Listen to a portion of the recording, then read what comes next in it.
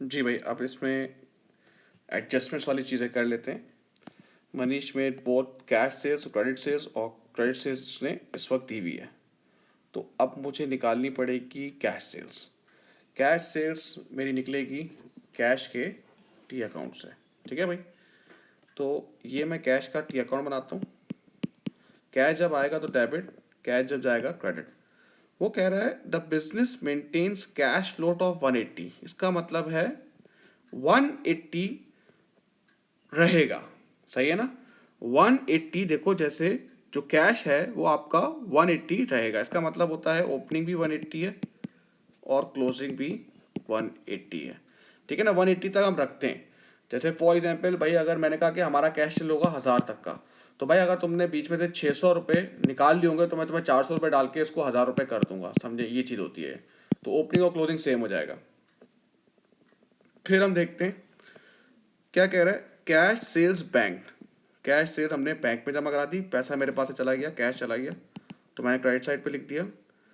फिर कह रहा है Manish withdraw 20 per week from cash sales for drawing before taking the rest.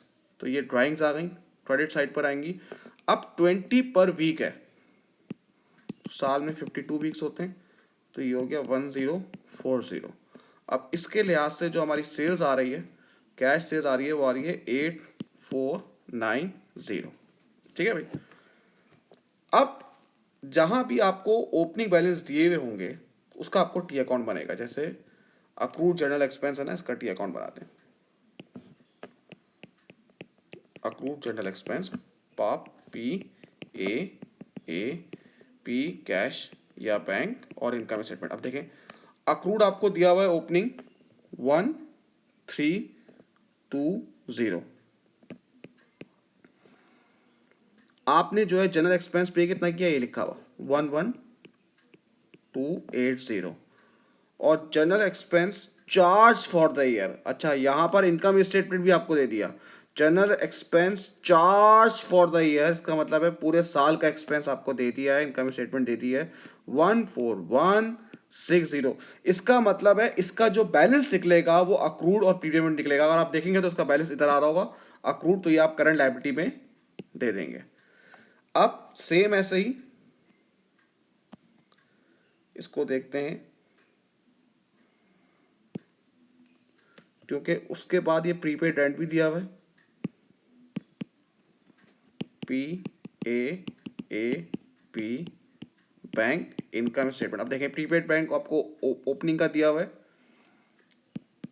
1900।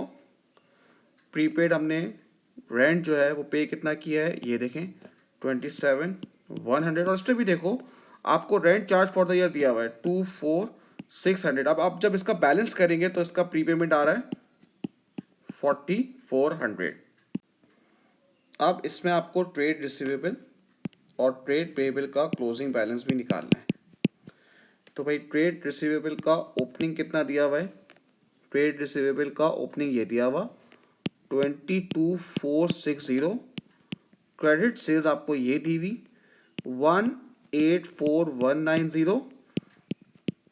हमें डेटर ने पे कितना किया, ये रिसिप्ट फ्रॉम, ये दिखा हुआ भाई 176750। उसके लिहाज से आपका जो क्लोजिंग आ रहा है।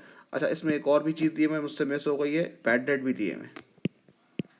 बैड डेट क्रेडिट साइड पर आएंगे 900, और ये आपका CD आ रहा है 29000। सेम ऐसा ही एक ट्रेड टेबल का ही बनाएंगे भाई। क्लोजिंग बैलेंस हमें ट्रेड पेबल ट्रेड रिसीवेबल का नहीं दिया हुआ, इसलिए मैं बना रहा हूँ, बैलेंस शीट पे इसकी जरूरत होगी। जो एडजस्टमेंट होती है मैं सिर्फ वही करवा रहा होता हूँ। ट्रेड पेबल का ये लिखा हुआ ओपनिंग 12770। कैश हमने ट्रेड पेबल को कितना दिया है, पेमेंट टू क्रेडिट सप्लायर, ये लिखा हुआ 138132। हमने क्रेडिट परचेजेस कितनी की है, ये लिखी हुई 136422। तो इसके लिहाज से हमारा CD कितना आ रहा है, इसके लिहाज से आ रहा है 11060 है। तो ये आपका परचेजेस भी आ गया।